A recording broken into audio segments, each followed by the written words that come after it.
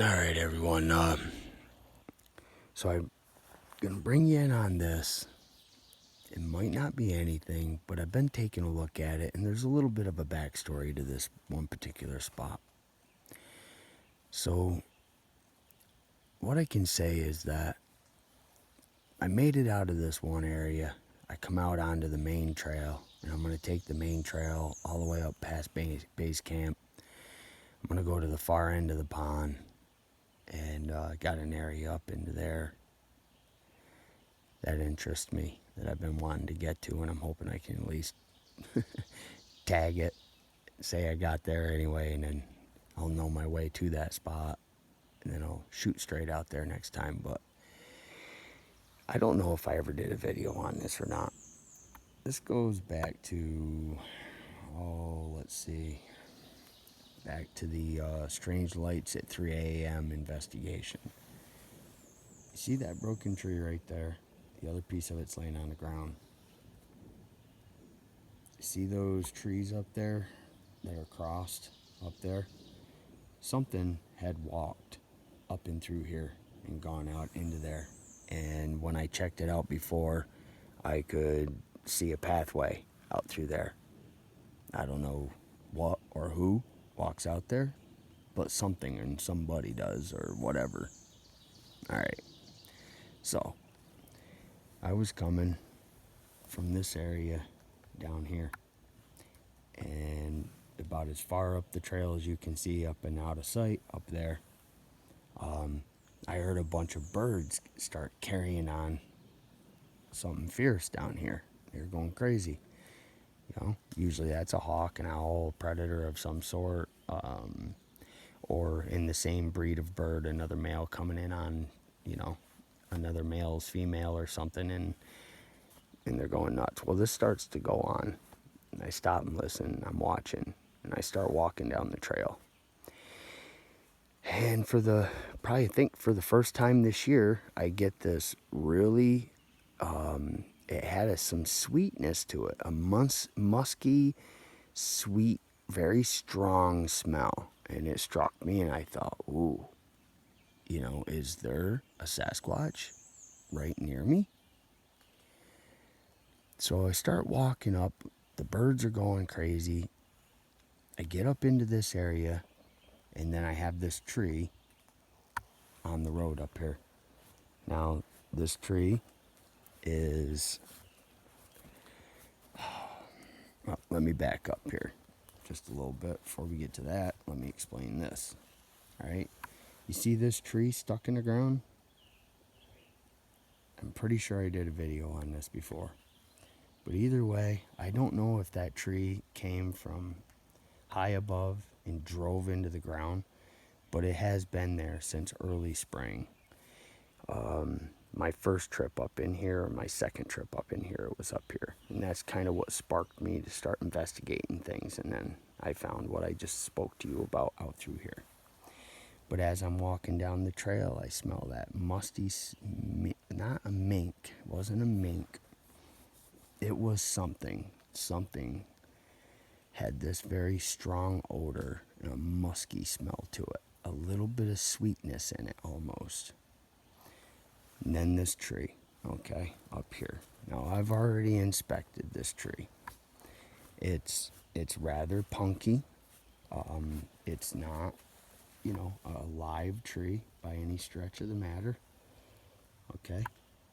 And I've discovered that it came from right there. Alright. So I went up here and I'm looking for, any deep impressions in the ground up here. There is none. None coming into it. There's none here. The tree itself is, you can tell that it's pretty punky, but like it's not ready to fall right down on its own. That's for sure.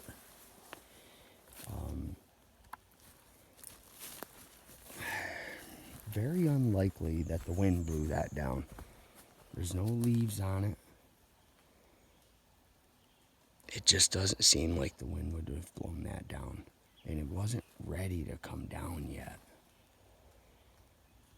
So what if a Sasquatch pushed this tree down across the trail, and then other folks coming up in here to go fishing or hiking kind of tried to push it out of the way somewhat? Now, broken branches on it. So you've got a broken branch right here.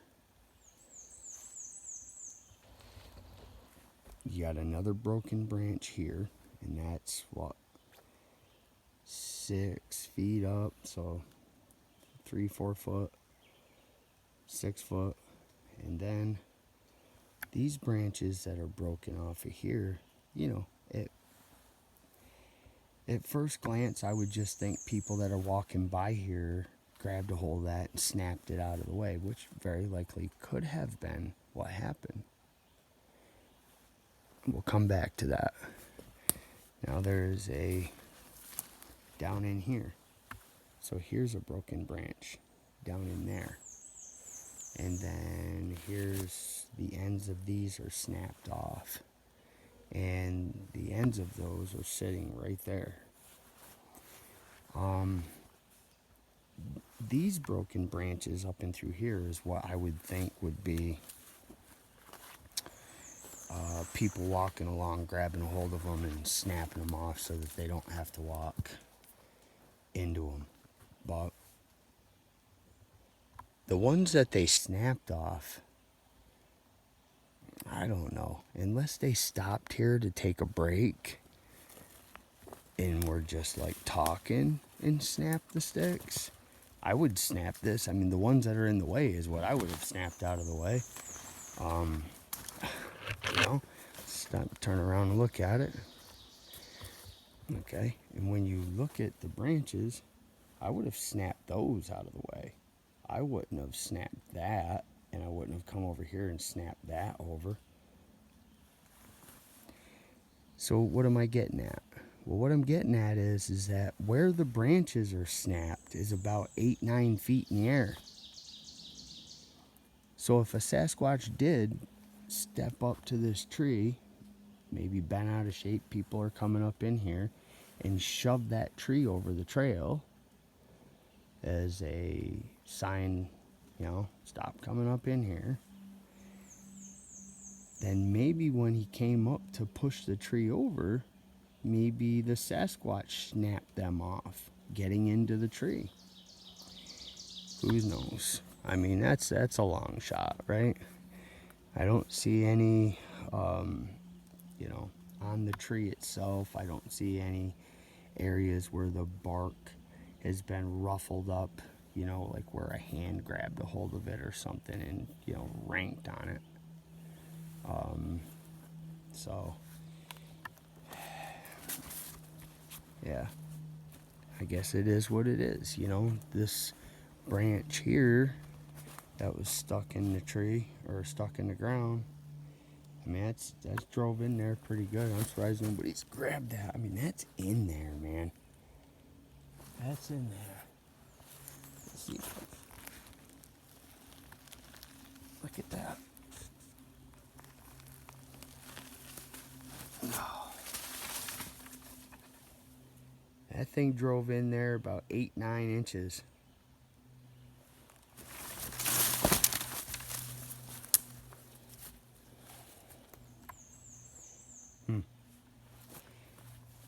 Let's take a look at this here, see if we have any fresh footprints here. My fingers are going numb with this thing. Now, so I might as well just tell you the whole story. I don't always do this, but when I smelt that smell, I had stopped, stood there for a few minutes. And of course, I've probably told you guys, every now and then I try to mess around with that mind speak thing where, you know, I try to really concentrate and think to myself, what if I say something without actually speaking? Do they hear that? I mean, it's worth a shot, right? And so I did. You know, I started thinking to myself, if you're here, if you're letting me smell you and you're right here, no cameras. I won't pull my camera out. I just want to see you. can I see you? Stood there for 5 minutes or so and nothing happened. Birds stopped carrying on. And then I went ahead and tried to talk softly. I mean, believe me, I feel like that's a little on the retarded, a little out there. It does feel awkward doing so. But, we're doing research, and there are researchers that say, primatologists and individuals that have worked with primates, gorillas, chimpanzees, that you speak softly to them like they're a kid. And so I did. Nothing happened. Here's all these crisscrossed off logs. It's another tree that had broken, snapped, come out of here. You have this, big old tree right here that, was a blowdown at one point. Probably took all this stuff out. That's just the way it landed. But the bark peeled off from there, and the fact that the sticks are all broke off of these trees. It was easy for me to see back this spring, along with the fact that there are big flat marks on the ground. And here's one right here. I don't know if you can see that or not. Right there. Okay. That something does move through here. Let's see. This log right here was stepped on and snapped, or when it fell down, it broke.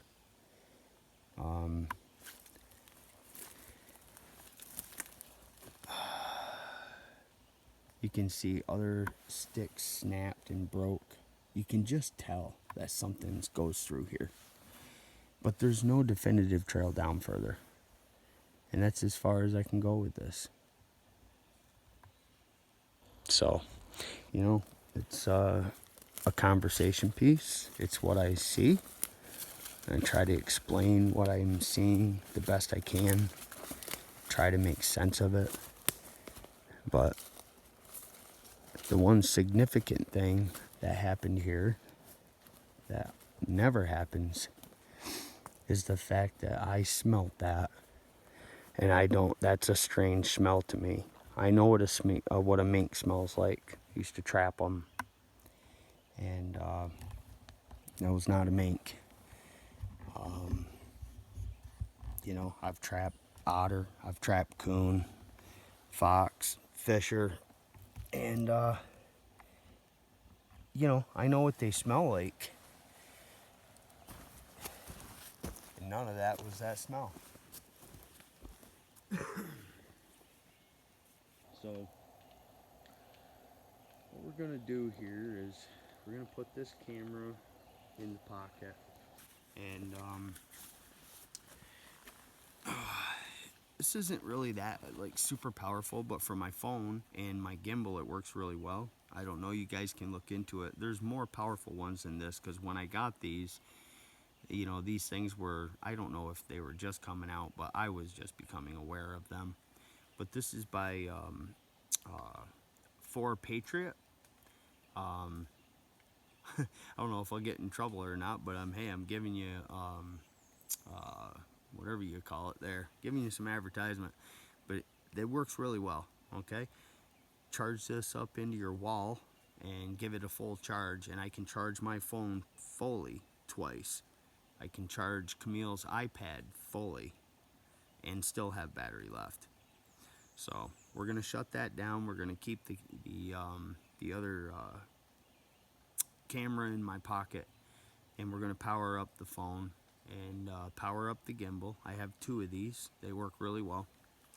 And we're gonna head into where base camp was, and beyond. So thanks for joining me, everybody. Sasquatch Wizard Adirondacks, waving my magic wand.